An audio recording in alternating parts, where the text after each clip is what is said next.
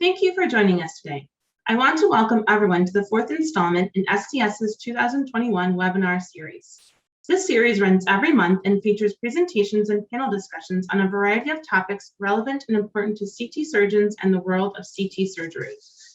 The topic for today's session is the resilient surgeon, strategies to be your best self in and out of the OR, no matter what. We want to make this webinar as interactive as possible and hear from you, the audience. To this end, you may utilize the chat feature and enter questions through the Q&A feature in Zoom. The panelists will try to respond to as many questions as possible.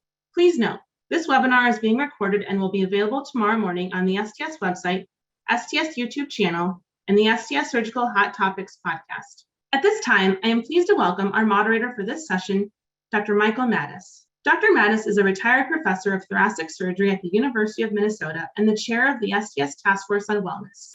Dr. Maddaus, let me turn it over to you to introduce our panel. Thank you so much. I'm very excited to welcome you all to the Resilient Surgeon webinar tonight. About 3 months ago, I was sincerely, and I mean sincerely, honored to be asked by Shanda Blackman to chair a newly formed task force on wellness for the Society of Thoracic Surgeons. With the help of others, we've assembled an all-star team, including the people that you see on your screen here. And from left to right on the top is Wayne Sotile, a psychologist, his daughter, Rebecca Fallon, also a psychologist, Brian Ferguson, a retired Navy SEAL, Loretta Aramwaisi, who's at the City of Hope and a thoracic surgeon, Betty Tong at Duke Medical Center, another thoracic surgeon, and Joe Durrani, the past president of the STS, and Kevin Lobdell, who's at Atrium Health in North Carolina, and finally Cindy Herrington, who's at the Children's Hospital in Los Angeles. Our goal tonight is to give you an overview of some of the content you can expect to see coming your way over the next several months, including a new podcast, which we're very excited about, called The Resilient Surgeon, which we're planning to start on July 1st. I want to start by giving a brief talk about the resilience bank account and habits and how important they are in our lives, and then I'll turn it over to the other guests. I'd like to start with a quote from a book, a favorite book of mine called The Five Invitations, and that book was written by a man who was the previous head of the Zen Hospice Center in San Francisco. Okay, here's the quote. "The habits of our lives have a powerful momentum that propels us toward the moment of our death. The obvious question arises, what habits do we want to create? Our thoughts are not harmless. Thoughts manifest as actions, which in turn develop into habits, and our habits ultimately harden into character. Our unconscious relationship to thoughts can shape our perceptions, trigger reactions, and predetermine our relationship to the events of our lives." And this is an observation that he made after years of working with dying patients in the Zen Hospice Center. And he realized just how critically important the habits that we acquire are to the way that our lives unfold. Now, as cardiothoracic surgeons, we undergo 7 to 10 years of full-time dedicated training to become a surgeon. And after graduation, with dedication and commitment, we can become master surgeons. Now, during training, we have to master the essential technical and clinical skills, which are the building blocks or the scaffolding upon which our evolution into becoming a master surgeon depends. These individual skills, like tying knots, sewing, handling tissues, clinical assessment, they all contribute to the desired goal, becoming a master surgeon. And we all know what it's like to watch the beautiful symphony of all these separate and smaller level skills working together that make an operation look so easy to the uninitiated. Now, unfortunately, there is no training program for becoming a master of living and being your best self day after day, no matter what. Instead, most of us end up with a personal operating system filled with habits and beliefs that have been drilled into us by our family, our career, and other major life experiences. And we end up thinking things like, well, that's just who I am. In my experience, surgical training installs several habits onto each of our personal operating systems, like the say yes to everything habit, no matter what, and the discipline habit to keep going, no matter what. And the be strong habit, so you can pretend you're okay, even when you're not, no matter what. And of course, the self-sufficiency habit, so you can handle everything on your own, no matter what. Now, don't get me wrong, these 4 habits drilled into my personal operating system served me extremely well, and they played a huge role in my success. But sometimes the habits of our personal operating system serve us well, and sometimes not. When they don't serve us well, we can end up in a nearly imperceptible slow downward spiral that can lead to low-grade misery, chronic anxiety, loneliness, depression, burnout, addiction, or even suicide. And even recently, I was just told the other day about a surgeon at UCSF that hung himself. But if we take control of programming our personal operating system, we can pull ourselves into an upward spiral that will lead to better sleep, more energy, less stress, and more gratitude for things in our lives, and real meaningful connections with ourselves and with others. All of which leads to what most of us really want in life: purpose, contentment, joy, and a good quality of mind. So what's the solution? Design your own personal residency to learn the foundational skills that will lead you to become a master at living and to become your best self day after day, no matter what.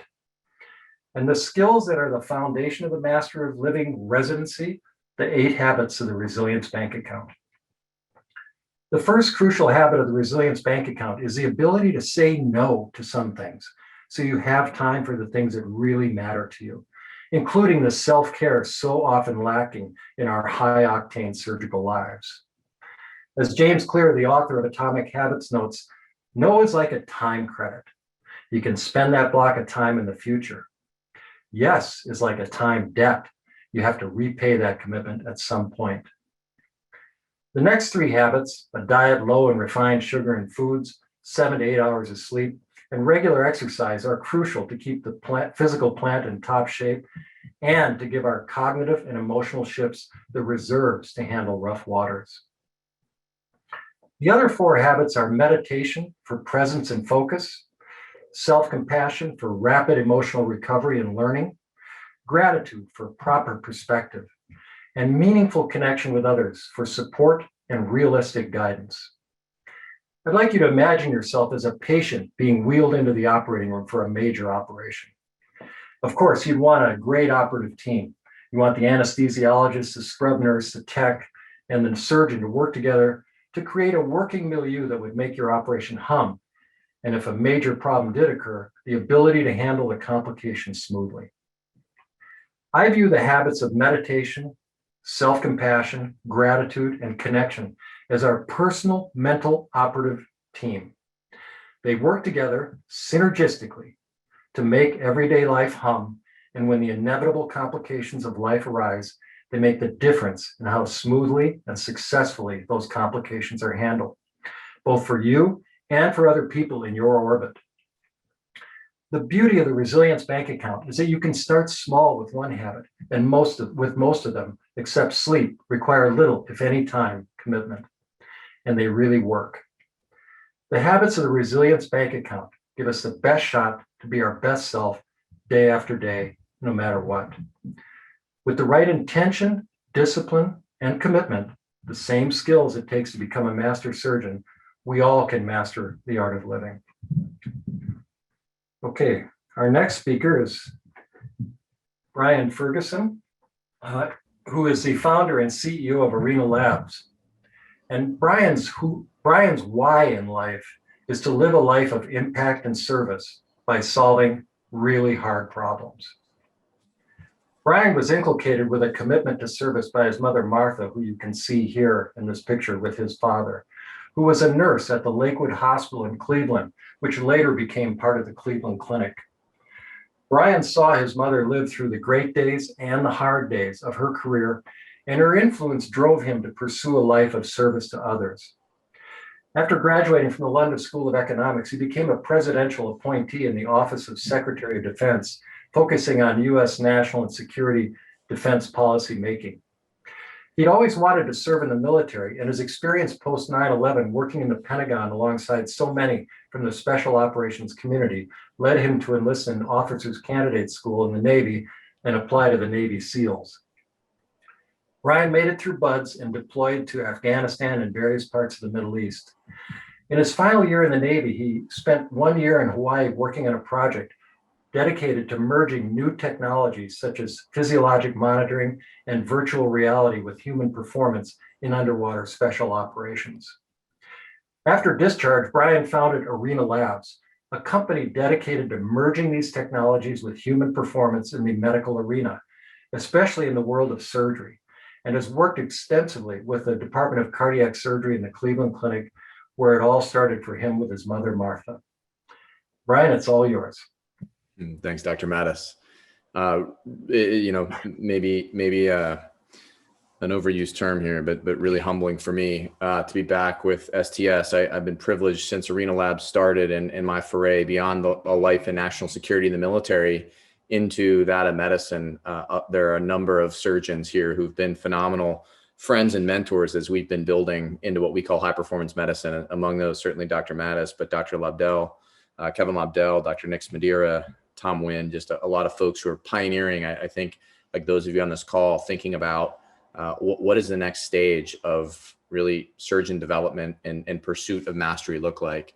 So as Dr. Maddaus mentioned, I've had an unlikely path here into healthcare, and in that photo he showed, it's a classic image of my mom in that the old school nursing outfit, my dad in his pleather jacket, but you can see her beaming there, and I often share a photo of my family's dining room table, and classically, having grown up in Cleveland, we had dinner together often, nearly every night. And my mom, despite working really long hours in the operating room, really took pride in that. But I have very vivid memories of coming home and her either, bringing that energy and excitement of an amazing day or the opposite into the table. And my mom was not a dramatic person, but she just cared so much about her craft. I call that the inspired soul. I saw this when I was in the military, and I certainly see it in healthcare. If you think about the reason you came into your craft and you reverse yourself back to that young man or young woman who was making that decision to enter a field of service in medicine, like that, harnessing that moment, it's a powerful emotion. And if we don't, as leaders, protect that for ourselves and for our teams, it can turn certainly to complex outcomes. And that really brings me into how I stumbled into your world. Again, I was in Hawaii, and I had the privilege of building this innovation cell that was looking at human performance. And cardiothoracic surgery ends up having a lot of parallels to that of special operations. And so, having been from Cleveland, I ended up back at the Cleveland Clinic Heart and Vascular Institute, and was really fortunate to spend a day with several of the surgeons there, one in particular, Doug Johnston. And I often tell the story that on one hand, I was blown away by your world of modern technological advancement in thoracic surgery. On the other hand, I was astounded that here you are putting yourselves in the same high stakes, often life and death circumstances, and yet people aren't given the tools that we give to not just Navy SEALs and special operators, but all parts of the military, to people who perform in elite athletics and those who are in the creative arts. And so when I started, I thought about my own journey where when I entered into basic SEAL training, some of the first things I learned were, how do I manage fear and anxiety? And how do I incrementally over time, as things get more and more challenging and there is more fear, how do I learn to not only lean into that, but as a leader, how do I recognize that in my team? And so as I dug more into modern healthcare, I realized that here's this field of extraordinarily dedicated people who are equipped to the max with technical skill. And yet the things that make you successful, not just in the moment of a particular procedure and your team successful, but over the arc of a career, those things are generally not taught. And those are the things that are called human factors in performance. And moreover, as now 4 years in, what has struck me is that, when I think back to that moment of, my mom coming home and that same wearing the day's stress or successes, modern medicine has just exacerbated in those challenges because of technology and what we're asking of clinicians. And so the view at Arena Labs as we stumbled into this was, how might we bring those tools to those of you who are on the front lines of healthcare in the same way that we train elite military professional athletes in the creative arts? And so Dr. Maddaus had asked me to just share a little bit about what we're up to. And I think, more importantly, in the wake of COVID, we could have never imagined how all of this would evolve, because that narrative prior to COVID, what always struck me is people would tell me that burnout was a massive challenge. and in the same breath turn around and the only data that people had on burnout were self-reported annual surveys. One of the things that was viscerally impactful for me when I was in early SEAL training was being outfitted with sensors, so that I started to understand when I felt fear and anxiety, what that looked like in terms of a physiological signature. So I started to recognize my own stress. And by having that data and understanding it, I could begin to employ the tools I was trained with in order to be calm. As it turns out, you see a very similar arc in how we train, other disciplines that are high pressure and high risk. And so just briefly, and then I think in our discussion afterwards, we'll be glad to answer any questions or if those who want to follow up. But, what we've done and built here is really first and foremost, how might we think about, rather than recreating the wheel, how do we think about bringing a platform and those experts who maybe, in the center of the screen, you see how fighter pilots use visualization. So that's Commander John Hiltz, active duty F-18 pilot in the Navy, who's a Blue Angel. And he's talking about how visualization saved his life in an engine failure in the cockpit.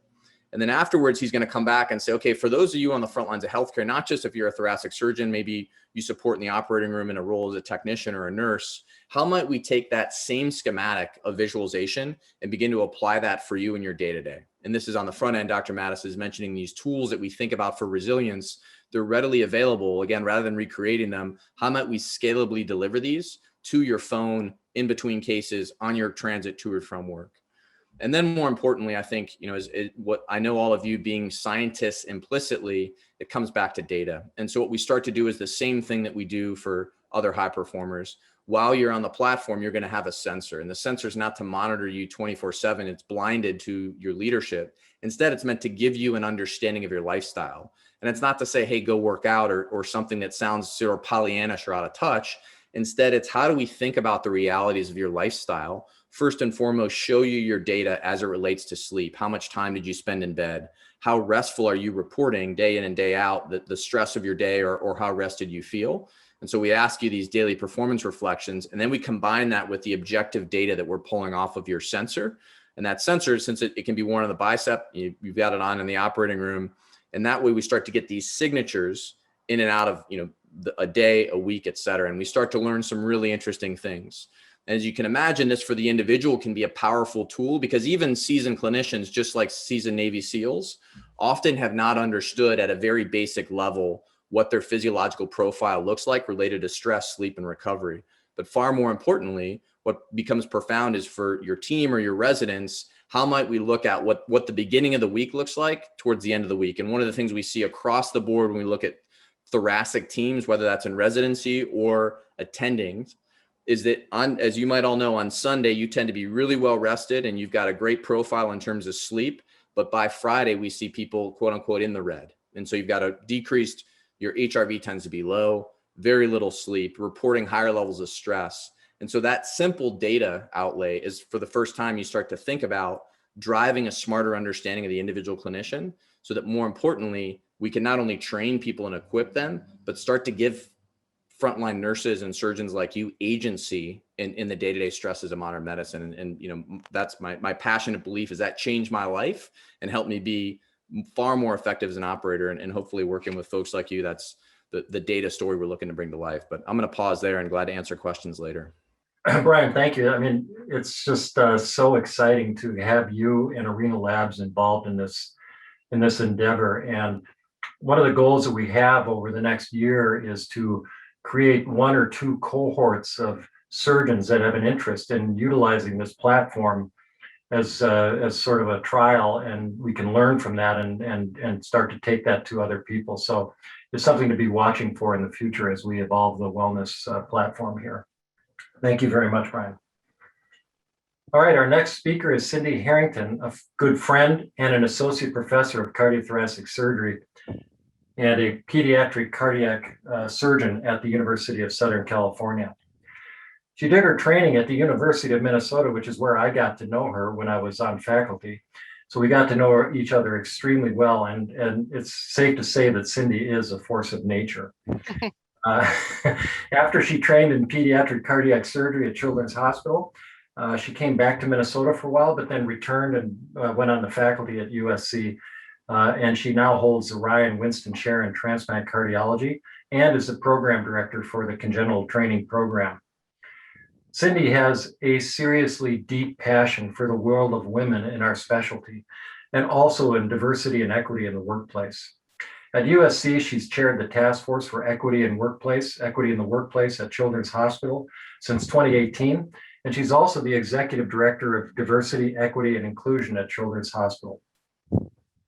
But even more important is that Cindy is a mother of two beautiful young girls, Olivia and Emma, and this has fueled her passion for helping other women, cardiothoracic surgeons who are mothers. Cindy, take it away.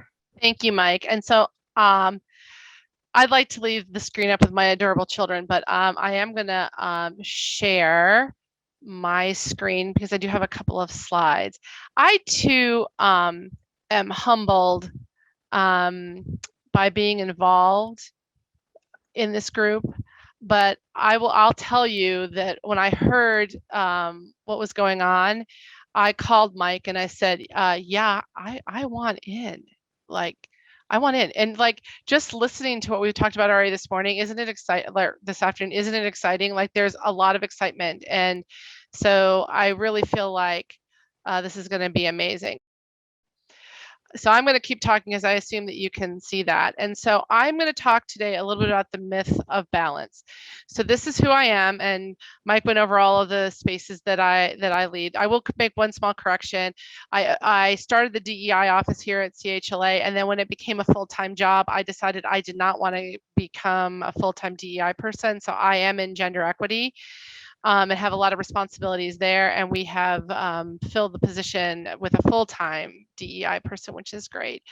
Today, I am going to speak from the perspective of all my identities. I am a woman in pediatric cardiac surgery, and I'm a mom.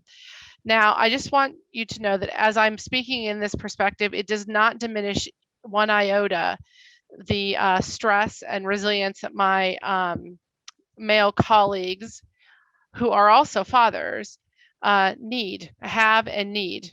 I'm surrounded by really amazing partners that are all men. They all have kids and grandkids, and I do understand that some of the stressors I'm going to talk about, they too experience. So I'm not here to diminish that, but I am here to serve the role that I am in, and I'm going to speak from my perspective. And I feel that the pandemic has really exaggerated the gender divide, and it deserves some discussion, and it deserves some special investigation. So I'm going to start by talking about, if I can get my thing going here, talking about this article that was in the New York Times in December of 2019. It's about Erica Rangel, who is a surgeon in the Harvard system. I think she's an assistant professor of surgery at Harvard Medical School. And the chair of pediatric surgery sent it to me at 4 a.m. And of course, I ignored it until I got done with my cases for the day.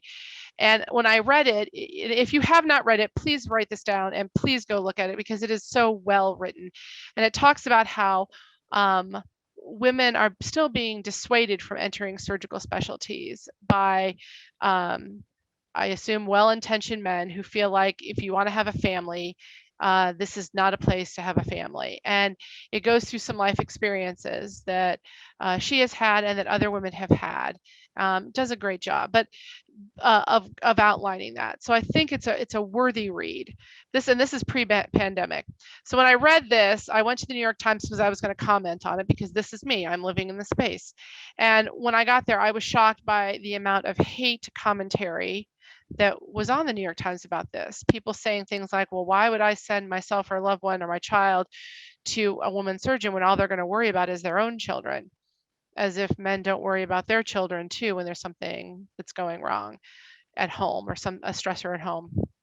It was really bad commentary. So I lifted it and took it to LinkedIn, where I actually have a bit of a presence and felt more comfortable commenting. And I put it on LinkedIn and I attached this to this piece. And I believe every word that I've written here, my daughters are the most amazing part of my life, but becoming a congenital heart surgeon was the most intelligent decision that I have ever made. And I do believe that both of those things can exist together. I don't mention here, but like my daughters will say, Mama, I miss you when you're at work. And I respond back to them almost immediately. And honey, I miss you when you're at school. I really do. And then they begin to understand, oh, I have a thing I do during the daytime. and so does my mom. But tonight, when we all come home, we'll do things as a family. And this is kind of the way our life goes. I also do, and I will tell you, within an hour of this going to LinkedIn, they pulled it, sent me a notification, and they had taken this post with like 5 or 6 other posts to put out as like an editorial, and they ran it around LinkedIn. And it was very interesting, but I was literally, of these 6 people, I was the only surgeon, the only female surgeon that they pulled into that space.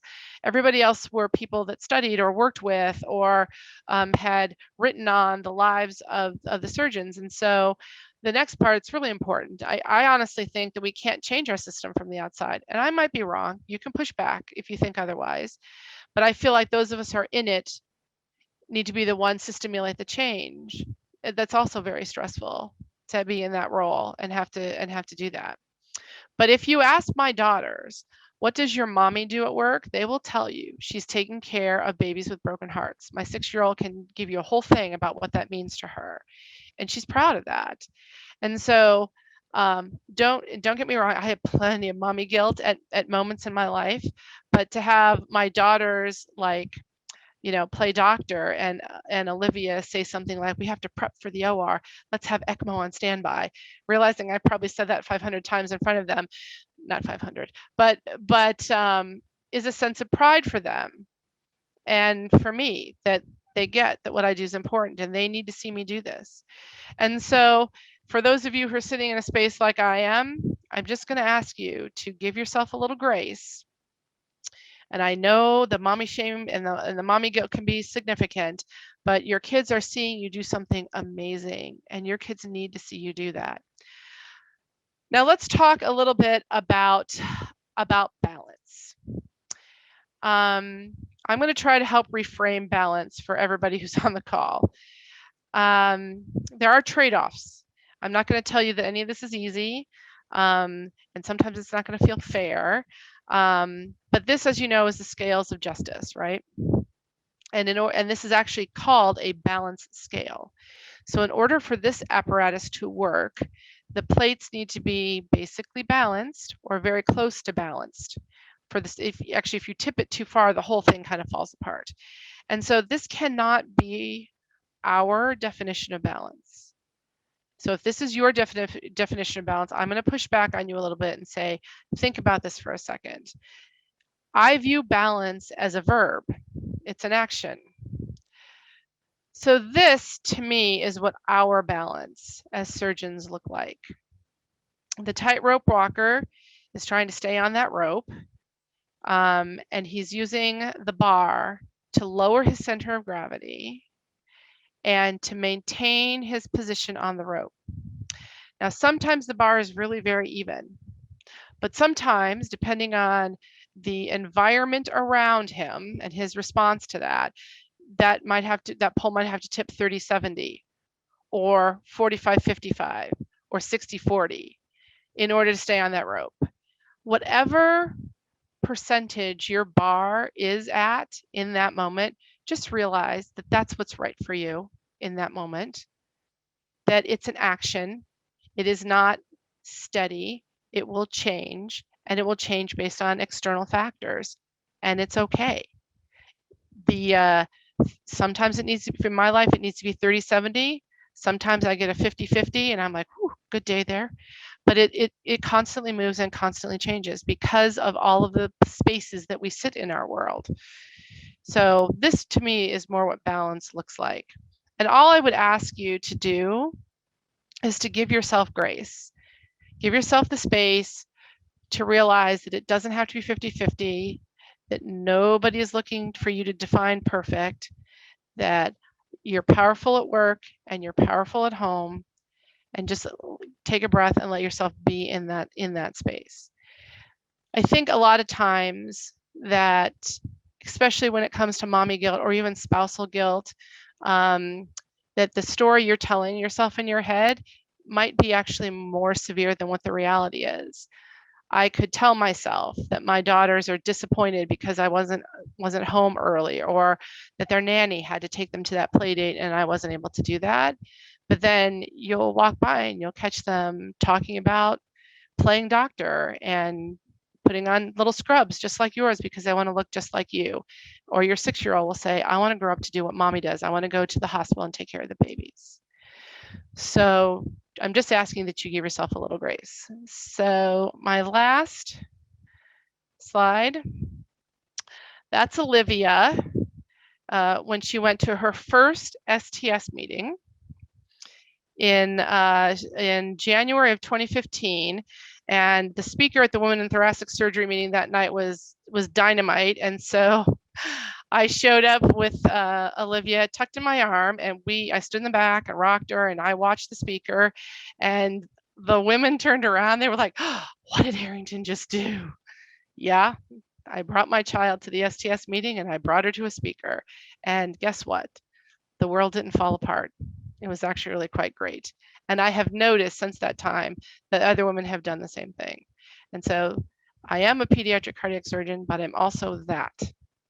And so but I do have to give myself grace because every once in a while I have to tip it to 30-70. All right, I am going to stop sharing my screen because that's my last slide. And then I will turn this back over to Mike. And again, super excited about the stuff that's coming along the way from this group. It's going to be great for us. Gosh, thank you, Cindy. That was heartfelt and wonderful. And one of the things that really hit me was when you said to your daughter, and I'm going to miss you too. I wish we had had that in our armamentarium, because my wife is a high-risk obstetrician and worked like crazy, and the guilt and struggle was really substantial. But the irony is that the sense that we had that we were hurting our children by all of our work was really not borne out. I mean, they're so proud of her mother, and it really, I think it was more of as Cindy alludes to, the struggle we have in our own minds about the whole process. So kudos, Cindy, and we're delighted you're part of this enterprise. All right, our next speaker is Dr. Wayne Sotile, and he's a clinical psychologist, and he hails from Louisiana. And I don't want you to hold his accent against him, or if he uses some kind of Cajun joke, don't hold that against him. He is quite funny. But this guy is Mr. Resilience defined. For 40 years, he has worked in the world of resilience after having obtained his PhD at the University of South Carolina and a medical psychology internship at Duke. Ever since that time, he's literally dedicated himself to the world of healthcare and the mental health of physicians and other high performers. In 2013, he founded the Center for Resilience and the Sotile Center for Resilience in Davidson, North Carolina. Wayne has written or co-authored 12 books on the topic of resilience in medical professionals and on medical marriages. And his work has actually been featured many times in national print and television, including appearances on Good Morning America, Dateline NBC, CBS This Morning. And get a load of this, he's delivered more than 8,000 invited addresses and workshops to corporate and medical audiences, all on the topic, generally on the topic of resilience. So it's a real honor that we've got somebody of this caliber and depth of experience joining our wellness task force, and I'll turn it over to Wayne. Thank you, Michael. It's my honor to be a part of this, believe me. And thanks to our buddy, Kevin Lobdell, for putting this all together. Let me begin with the backdrop concept. Life is about love and work. That might be the only thing Sigmund Freud got right in his cocaine-induced haze, but he nailed that one. My career has been about studying both horns in that dilemma for physicians, medical families, and medical organizations. And what I know is that resilience is not a given. It doesn't come with being tough or strong or learning to go numb and stay numb in ways that Michael outlined occur as a function of survival skills you learn along the way of going through a residency in medical training and fellowship. In fact, Chip Campbell, the dean of faculty in Ann Arbor many years ago, said something I always loved when researching resilience in surgeons. He said, medical training teaches you well how to practice medicine. It doesn't do a great job of teaching you how to live your life as a busy surgeon. What we know now as a function of 25, 30, 40, in one instance, 70-year prospective studies examining who gets through hard times and comes out stronger and better. That's what resilience is about. As an individual, family, a team, and as a medical professional, we know resilience is about a set of teachable and learnable tactics and strategies, coping skills of the sorts that Brian outlined around self-regulation. And it's also about a set of philosophies that help us to correct course and stay on course, of the sorts that Cindy outlined relative to women in medicine, but also that apply to men in medicine. We know that resilience is not an individual matter. My wife, Mary, who was my partner in practice forever, and I began writing about this in the 90s, saying you're never going to have resilient physicians and surgeons until you have resilient families in medicine. And you're never going to have resilient medical families until you allow physicians, you facilitate physicians working in organizations that allow you to work more efficiently and effectively in an arena that allows for collaboration and collegiality. What we know is that there's a crucial interplay between those variables. And I'll talk about this, particularly as it relates to medical families. Now, I can talk about it in terms of individual resilience, but my contribution tonight is going to be, let's talk about medical family, however you define family, however you define long-term intimate covenant relationship. I'm very passionate about being respectful of cultural diversity.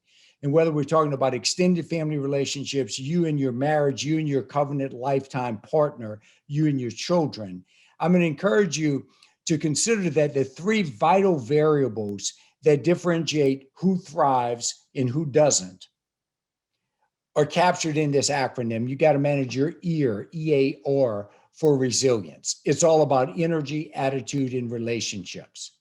After all, burnout is what happens when the energy it takes to cope with people demands in your life depletes and doesn't rejuvenate with your typical recovery strategies. And I've spent the first 40 years of my career helping propagate two concepts I'm going to spend the rest of my career helping correct. One, the mythical balanced life that Cindy referred to. We got it wrong. The second is burnout hysteria. What we focus on magnifies. What we know is that no one's got a perfectly balanced life. Now, to mix our metaphors, I love Cindy's tightrope analogy or metaphor. I say, picture yourself walking across a stream on rocks. There are four big boulders: work, family, intimate relationship, and self-care. Key here is to engage where your foot's going. If you don't, you're going to fall off. If you're going to be at work, be all in at work. Enjoy your work. Then secondly, don't just stand on one rock for too long. Switch rocks. You're going to be home with your family congruently, and don't stay addicted to the thing that keeps us in business, which is our devices that keep us distracted from each other. You're in your intimate relationship, having date night, tell the babysitter, don't call unless there's a lot of blood and visible tissue damage. We need a break from these honey pies. You're in the fourth arena, you're doing recovery, you're doing mind, body, spiritual renewal. Get over the new age guilt we help create with our mythical balanced life. No one's got a balanced life.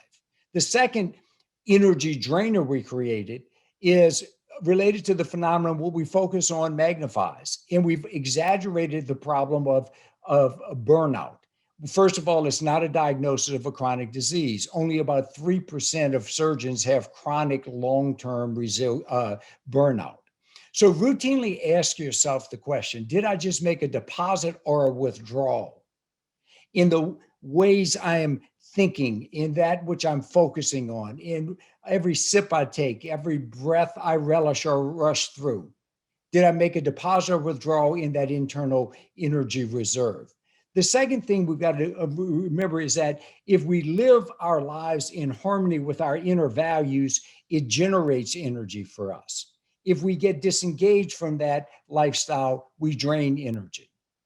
Also key is to generate and harvest daily uplifts. It's not about the daily hassles. It's about the daily uplifts. We know from 40 years of research in positive psychology, and we've got 10 evidence-based uplifts. We train people to learn to note, to generate, to harvest, and re-energize. Now, what we focus on magnifies. This gets us to the 4 attitudes to drive in your family, to drive in your teams, and to train yourself to think in terms of, and none of these come naturally. 1, meaning. Meaning is the antidote to distress and despair.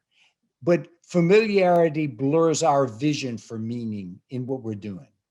The second is wonderment, seeing the familiar and unfamiliar ways. And with the pandemic shutdown, we got in wonderment in our lives. And it exposed some of the things we forgot to continue to appreciate about each other, in our families, in our teams, in our privilege of doing our work. It also exposed some things we've learned to blur our vision to, like we do put our families at risk in the work we do. And it is heroic work in the routines of times. The third is the psychology of incorporation, not discontinuity. My life was good, my career was good, then this happened, now my life sucks. But rather, our life, our journey, my career is about a lot of good things. And now I'm incorporating this too into the fold. And then finally, the attitude of realistic optimism, not pie in the sky, rose-colored optimism, and certainly not cynical pessimism, which failed to generate adaptive coping. Realistic optimism is about acknowledging the challenges we face, but maintaining an attitude of hope. And hope is the oil that fuels the engine of resilience.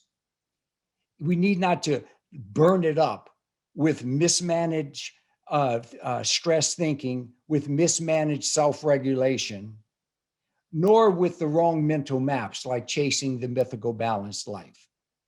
And we certainly need not to burn it up with festering relationship tensions. Relative to attitude, ask yourself routinely, what am I thinking and spreading? Because your attitudes and emotions are contagious. Now, this gets us to the R in my acronym, my EAR acronym, relationships. As go your relationships, so will go your resilience. The longest term study we have in resilience, a 70-year and unfolding Harvard study, says whether or not you have a 2 a.m. friend is going to be the most powerful predictor of how long you live, controlling other factors. Of someone you can call with confidence any morning, 2 o'clock in the morning, and know that they will help you. When the pandemic happened, we started having a renewed intimacy in families. I've done over 100 programs virtually since March of 2020. And worldwide, people from 65 countries have reported a renewed intimacy. For a while, it's like the honeymoon, but it's not made to last. Then a lot of people drifted to the opposite end, into chaos and conflict. At minimum, we coach people to go for functional partnerships in harmony, recognizing that good work is the key to a matrix of variables that drive reasonable satisfaction with the life you're living and with your work-life imbalance. And I emphasize imbalance. Our research has shown definitively, short of working 90 hours a week consistently, it's not how much you work that will determine whether or not your family likes you. It's your mood when you come home from work. There's an inverse relationship we found in research with surgeons that go like your loved ones will tank in their satisfaction with you in their lives, inversely with how frequently you come home, angry about work, gossiping negatively about people at work, bad-mouthing the place you work, or freaking out about what's happening in healthcare writ large. So it's not enough for us just to show up. What we've got to do is create shared and articulated visions of a desired future. We've got to recognize the special challenges for different cohorts through the generations, certainly for women in healthcare, but also for aging families who have gotten tired of the wait until process. And over 80% of physicians, male and female, now say that work-family distress is one of their primary factors that are eroding intimacy. We've also got to get on the same page within family role agreement of looking at what are our respective notions of our work psychology. Is working hard a good thing or a dirty word in our family? And as individuals, as couples, as families of all sorts, in our workplaces, we've got to become ambassadors of daily uplifts to counter the inevitable hassles. So thank you for letting me join you. I'll close with one of our Sentinel concepts: heroes create safe spaces for other people. We coined that phrase in 1999 when writing about medical families. You unsung heroes, males and females alike, physicians and non-physicians alike, who sacrifice unlike any other profession. 3 times more physicians work 60 plus hours a week than any other profession we've studied. Over 22% work 80 plus hours a week. That means a lot of missed birthdays, a lot of missed date nights. Thank you for what you do. It's a privilege to work with you. Well, Wayne, thank you so much. And I think, as you can see from our speakers tonight, we've got a tremendous lineup working for us in the Wellness Task Force. And I'm certain it's going to bring a lot of valuable content and things to our membership. Wayne really touched on so many important things in there. And it really, there's a couple things I want to highlight, and that is the rock analogy that he talked about. And I refer to that as the ability to toggle. And, so if you're coming home and you've had a bad day, now it's one thing to come in and kind of briefly tell somebody you've kind of had a bad day, but it's another thing to come in a bad mood, because that's an emotional contagion and that spreads. We are very prone to emotional contagions, and it's poisonous. And that ability to toggle and be mindful is rooted, really, for me, in the mindfulness practices. So, one of the things about the wellness practices like gratitude, mindfulness, and the like, and the connection that Wayne talked about in the Harvard study, is that they can seem like sort of fuzzy, not so impactful, things to do. And, okay, go meditate, relieve stress. But in fact, meditation has much more profound consequences in the daily interactions you have with other people and how you manage yourself. So that's why I view that as one of the really important skills, whether you do it through meditation or just practice being present and the ability to toggle between things. And just as a side note, there's a wonderful book called The Molecule of More by Daniel Lieberman. He's already agreed to be on the podcast, but basically it's an exposition about dopamine and another set of reward molecules called the here and now reward molecules. And it's oxytocin, endorphins, and the endocannabinoids. And these molecules are reward molecules, and they are generated when we do things that are within arm's reach: petting a dog, cuddling with someone, enjoying nature. Those kinds of things that are in the here and now release those reward chemicals. And in the dopamine-driven lives that we tend to live, that stuff is ignored. And unless you can toggle and actually switch into that kind of reward system process, you will end up suffering over time. So you really touched on a lot that is true to my understanding of this world. I also want to take a moment before we answer any questions, is to thank, as Wayne did, Kevin Lobdell, because Kevin's a friend of mine. We worked together back at the University of Minnesota years ago. And I reached out to him before this task force, and we renewed our relationship and our friendship. And it was Kevin that directed me to both Brian and Wayne. And I think that the depth that these individuals bring to the Wellness Task Force and what we're going to be able to provide for the STS in this arena is going to be greatly enhanced by their work and their presence in this thing. So, I mean, I'm literally delighted and honored, and I just want to really thank Kevin and Shanda for this opportunity and for their support. So with that having been said, I think we got some time for questions if people want to ask. Hey, Brian, can you hear me, Brian? Yeah, I got you. Somebody has a question. How long do participants wear the monitors? Yeah, so Rusty, the program we've built right now is at a minimum 6 months, and most of the time our what we built is 12 months of both content and sensor wearing along with data analytics. The reason we do that is, particularly for folks who are not as seasoned, either medical learners or early stage, the arc that we're introducing people to moves through individual skills around performance and resilience and human factors. It moves into team dynamics and then leadership. And so we moved that through a 1-year curriculum experience, and along the way, an increasing level of sophistication around understanding one's own data and patterns and behavior. And if it's in a team environment, that allows us to get far better analytics over the course of a year. Great. I got a personal, someone sent to my personal email a question. What about the effect of growing up in a medical family? Now, this has been a point of fascination for us for decades. There's virtually no literature of any well-controlled sort, there's anecdotal literature on the effects of growing up. And I will pose a rhetorical question to you all. How many of you had a physician as a parent? One of the things we know from our research, and we've done a number of national surveys on this, having had a physician as a parent increases the resilience of physicians because it helps normalize some of the struggle you go through. Secondly, what we've noted is a bimodal distribution anecdotally. On one hand, are people who say, I don't know what my kids are going to do, but it's not going to be when they grow up, they're not going to do medicine because medicine's like the unrelenting, angry mistress that keeps taking the physician away from us.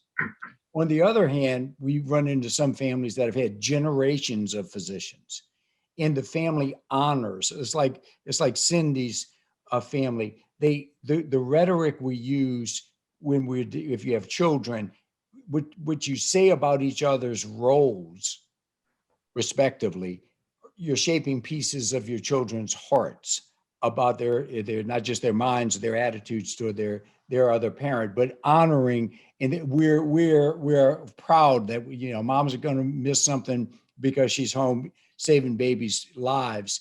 And that's how we roll. So we're going to videotape your dance recital and we'll all watch it together after mama gets some sleep. That's what you're talking about. Now, the same has to be for the surgeon to honor the role of the non-physician life mate if you've got one. It's not that my stress is more important than your stress. So we don't have great data, empirical data on what it's like to grow up in a medical family. Other than if you did, it increased the odds you're going to be able to endure the wounds and the challenges that come with a life in medicine better. So we do have one question I'm going to read from the chat. If you were to point to a single most important skill for a physician to avoid burnout, what would that be? It's definitive. It is engage robustly in work and enjoy it. Now that the subtext there is you've got to learn to counter daily hassles with daily uplifts. Notice what brings you joy. Notice moments of gratitude, or develop the self-observation ritual when you're waiting for the elevator, when you're driving to work, when you're driving home, when you're chatting with your family or with your colleagues. Talk about these uplifts, moments of joy, gratitude. What was an opportunity for serenity? The bombs aren't always flying. Let me recalibrate using Brian's skills.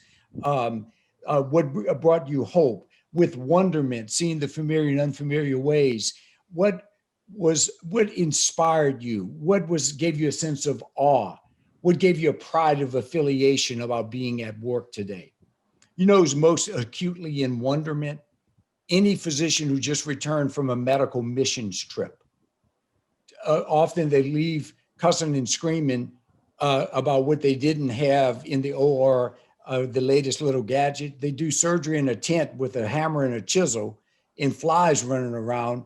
And on the way home, on the medical missions trip, on the way home, they realize on my worst days, I work in a miracle zone. That's wonderment.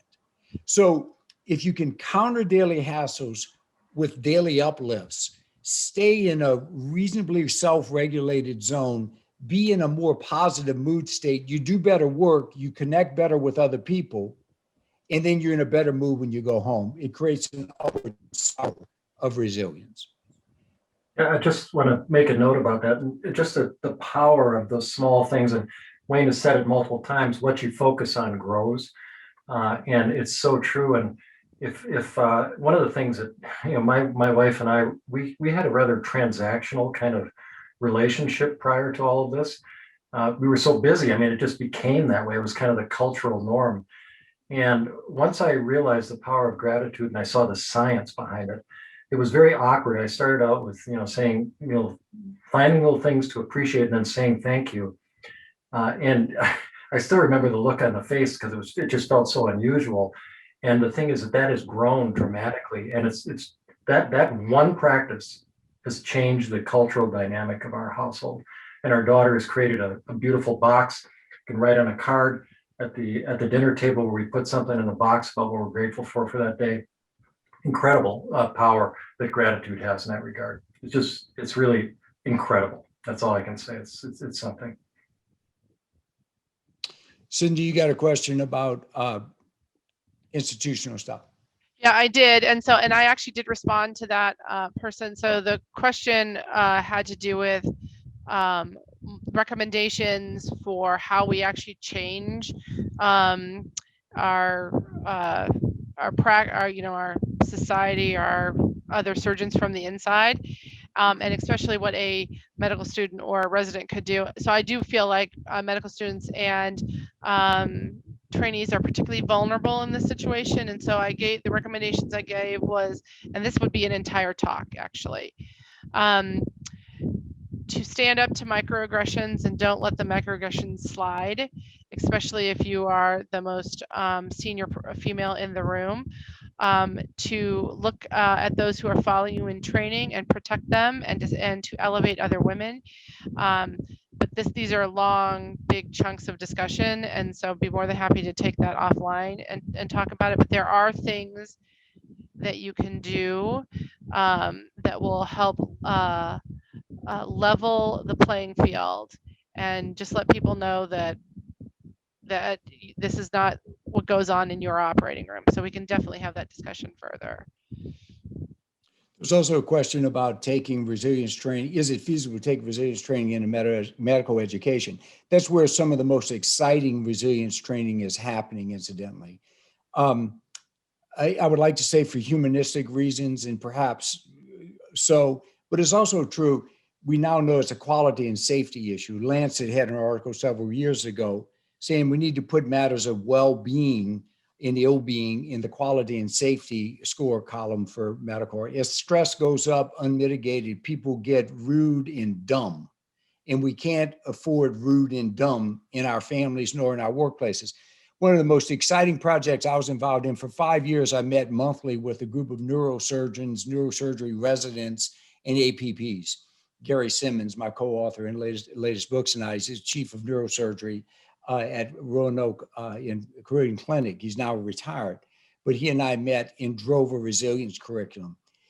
Now, the sub message here is this is not a one-off. This is not a grand rounds. Grand rounds will raise awareness and get people motivated until next Tuesday, next time somebody frustrates them, and then they stop self-regulating.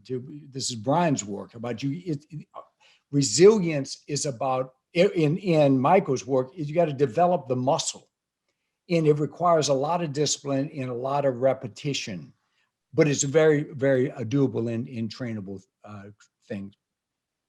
I want to say one more thing to Cindy's work, because I think we're all in this together. That when the Me Too movement was cresting, my two grown daughters sat my two sons-in-law and me down and said, it's not enough for you to just quietly be good men. You need to grow a pair and start speaking out against microaggressions, much less blatant aggressions against women. I think that's needed in the workplace too. That is not how we treat each other here. Basically, your daughter created allies by having that conversation with you and telling you that you're the good guys, you need to step into it. They basically created an ally, which is fantastic. It's a whole, I mean, we should, Mike, think about having conversations like that in some way, because it is a whole conversation, and it too requires muscle and courage. Yes. To stand up and say, I'm not tolerating that any longer, and this is going to stop. So it is a thing.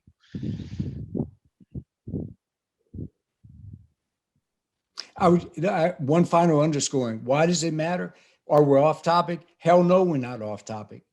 If the way the two of you treat each other at work today is going to affect me in my mood when I go home. Therefore, You're messing with my family. And I'm letting you, if someone enters the temple wielding a knife, first take the knife away from them. Mhm. Some wise person said.